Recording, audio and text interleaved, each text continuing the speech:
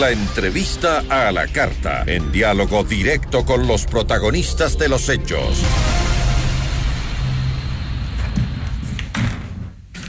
Está con nosotros Francisco Huerta, exministro de Gobierno. ¿Cómo está? Muy buenas tardes. Gracias por acompañarnos.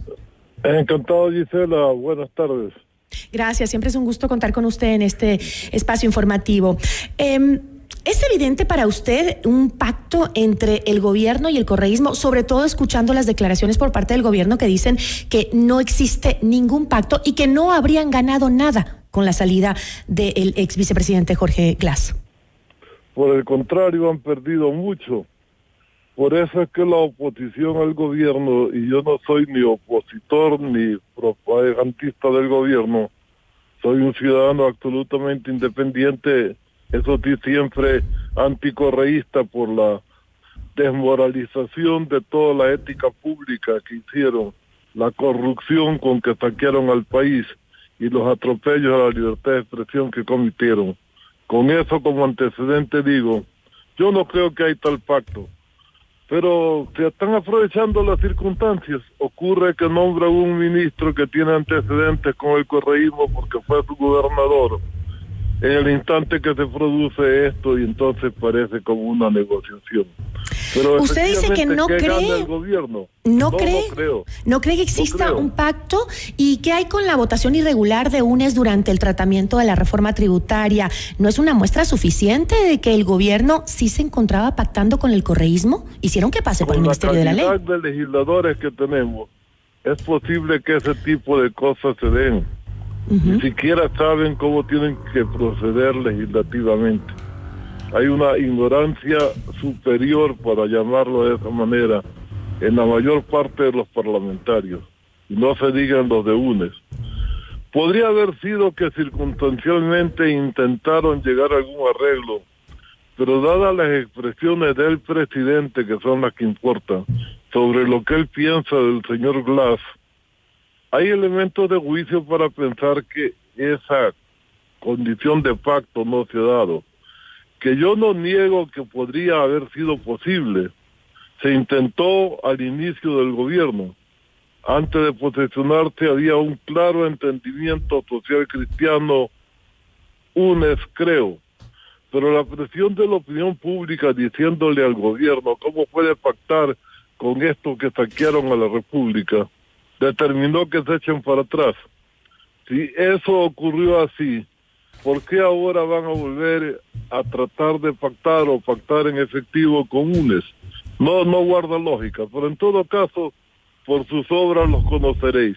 Yo todavía quiero concederle el beneficio de la duda a un gobierno que ayudé a elegir, no porque me volví lacista, sino para impedir que gane el candidato de Correa. Bueno, muchos ecuatorianos pensaron igual que usted en las últimas elecciones, y sin embargo, igual quisieran no creer que existe un pacto, pero usted dijo que más que ganar, perdió el gobierno con este supuesto, entre comillas, pacto.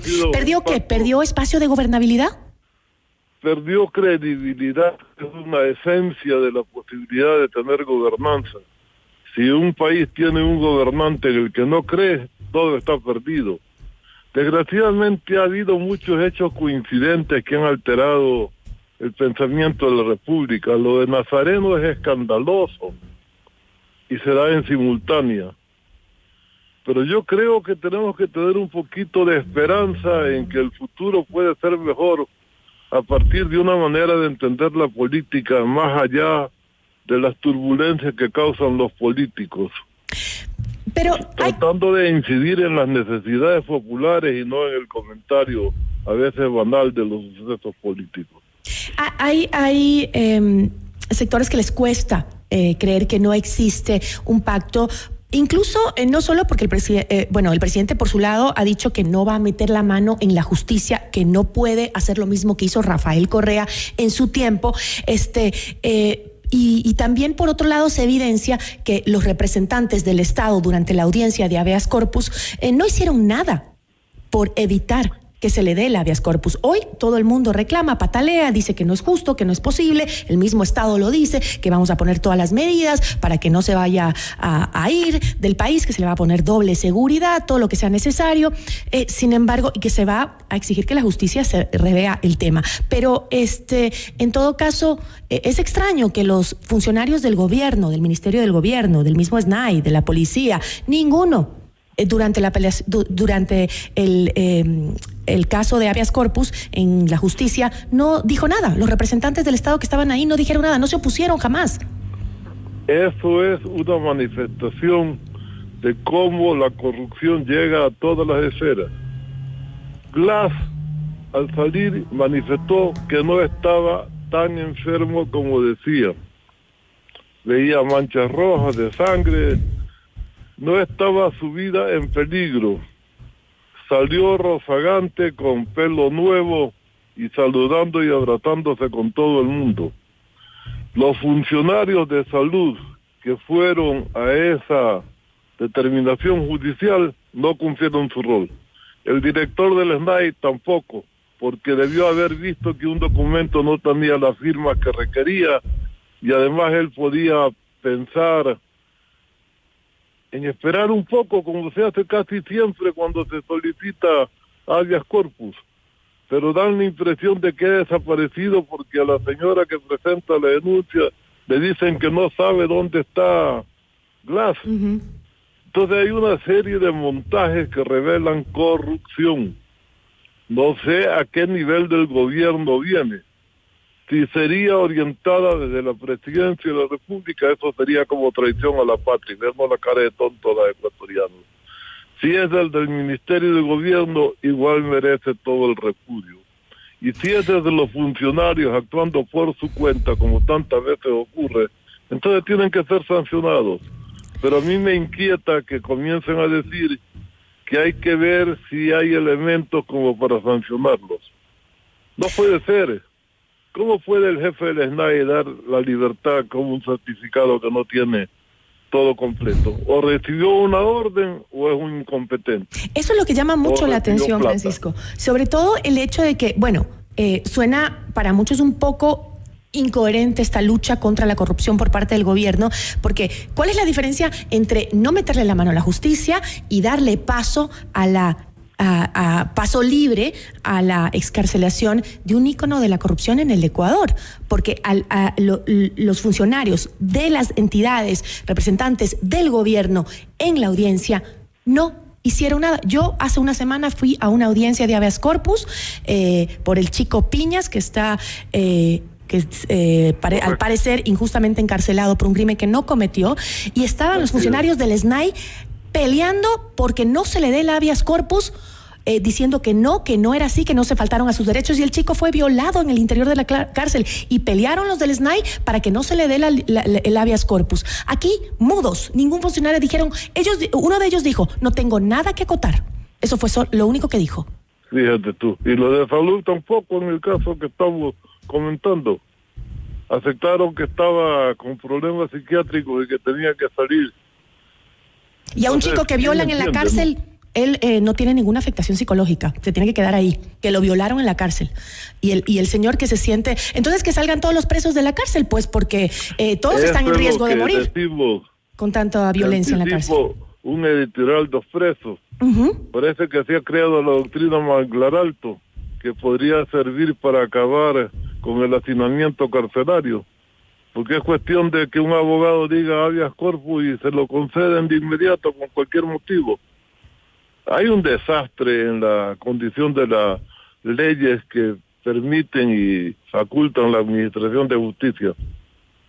Ahora, esta no sería la primera vez que el gobierno trata de acercarse al correísmo. Obviamente, dialogar es sano, dialogar es importante para la gobernabilidad del país, porque es verdad que en la Asamblea hay un bloqueo hacia aquellos proyectos que necesita para gobernar el Estado. Sin embargo, ¿cree usted que debería existir un límite en el diálogo que el gobierno lo ha utilizado incluso como su eslogan, ¿no? El que va a dialogar con todos. Asegura que no necesariamente tiene que haber ese diálogo o mantenerse con todas las fuerzas políticas en el Ecuador. Tiene que haber diálogo para la gobernabilidad, pero no se puede conseguir gobernabilidad con impunidad, porque entonces le haremos grande daño al futuro de la República. El caso de Odebrecht no es un fantasma que inventó la oposición o por odio político a Correa.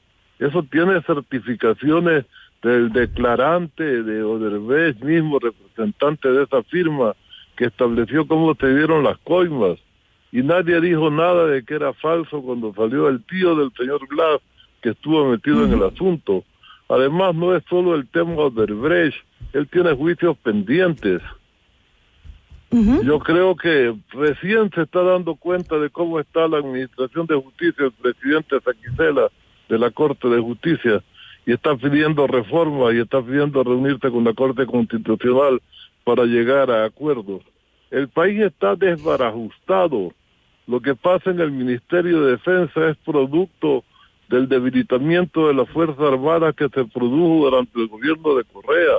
Se acabó el sistema de jerarquías, generó lucha de clases. El daño que le ha hecho a la República esa administración es de una magnitud que el país no la ha tomado en serio todavía, no la sopesa. En cambio, yo que sí me di cuenta y luché contra ella y entendí que la libertad de prensa se ejerce defendiéndola, es la manera de ejercerla. No quisiera que lleguemos de nuevo a un tipo de gobierno como ese. Desgraciadamente, cierta ineptitud en el gobierno de Lazo se está convirtiendo en jefe de campaña de Correa. Y eso yo sí reclamo, definitivamente. Ahora, en ese panorama que usted... que han pactado, no creo. Ahora, en ese panorama que nos acaba de describir en este momento, Francisco, ¿cómo se entiende ahora la política en nuestro país? ¿Cómo los ciudadanos comunes lo podemos entender lo que está sucediendo cuando dos fuerzas políticas que hemos visto ser tan antagonistas históricamente opuestas se unen? ¿Cómo vemos al Partido Social Cristiano con los correístas, luego el gobierno que supuestamente está cerca de los correístas? ¿Cómo entendemos los ecuatorianos, la gente común, este tipo de cosas? El doctor Córdoba, viejo político ecuatoriano, decía que en política es posible hasta tostar granizo. Pero yo digo que en política estamos llegando a un nivel de asco que la gente decente no va a querer participar en política. Pero ese es un círculo vicioso, tú me entiendes. Porque ocurre lo mismo en algunos concursos de belleza. Yo no voy a los concursos de belleza porque las señoritas decentes no van a los concursos de belleza. Y como las decentes no van, entonces no están las decentes en los concursos. No me gusta esa comparación, no me gustó. Me parece un poco machista, pero en todo caso trataré de entenderle el concepto. De belleza como una visión de que la gente se niega con alguna manera de entender que luego es la que da lugar a que eso subsista. Yo no entro a la política porque es corrupta y la política siendo corrupta. Entiendo su comentario. Sigue siendo corrupta porque los limpios no entran, porque es corrupta. Entonces, ¿cuándo la cambiamos? Pero por supuesto que da asco.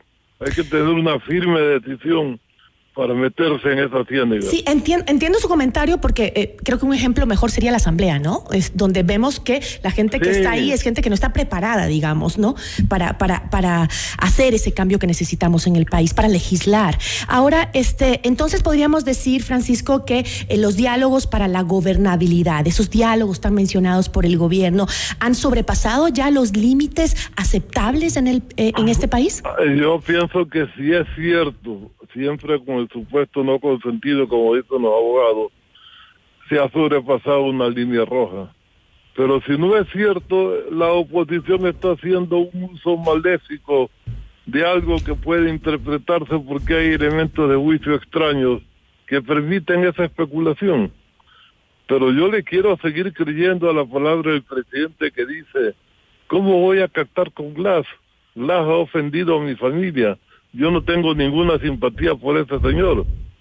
Entonces, no miremos solo un lado de los acontecimientos y esperemos en los hechos la confirmación o la negación de las palabras. Te prometo, Gisela, que si se prueba que Lazo ha pactado, yo seré su principal enemigo en la oposición. Bueno, muchos dirán lo mismo también. Esperemos que no sea así, pero como usted dice, en la política a veces todo puede pasar, ¿no? Así es. Muchísimas gracias, Francisco. A ti. Una buena tarde. Francisco Huerta, exministro de Gobierno.